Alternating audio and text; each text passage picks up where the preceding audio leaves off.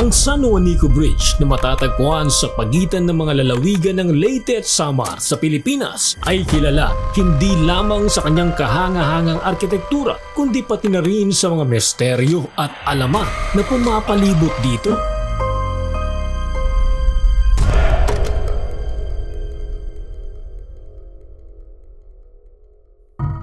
Ang San Juanico Bridge ay may habang 2.16 kilometro. Ito ang tulay na nag-uugnay sa mga lalawigan ng Leyte at Samar.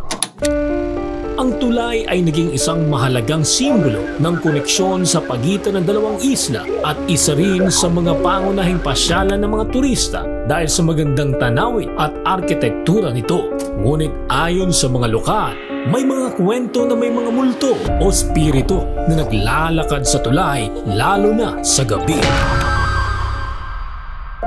Ipinapalagay na ito ay dahil sa mga hindi nakikitang pangyayari na naganap sa lugar noong mga nakaraang panahon. Isang bahagi ng alamat ay nagsasabing may mga tao na sinakripisyo sa tulay upang matiyak ang tagumpay ng proyektong ito.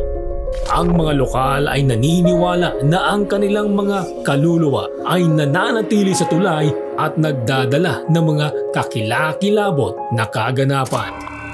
May mga nag-uulat na mga sasakyang biglang nawawala sa tulay o mga sasakyan na naglalakbay na tila walang driver.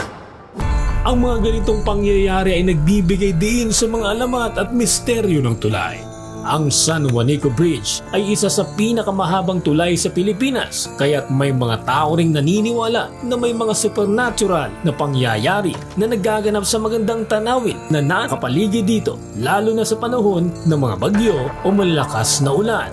Bagamat ang mga ito ay pawang mga alamat at kwentong bayan, nag-aambag ito sa misteryo at kasaysayan ng San Juanico Bridge na patuloy na umaakit ng mga turista at lokal na residente.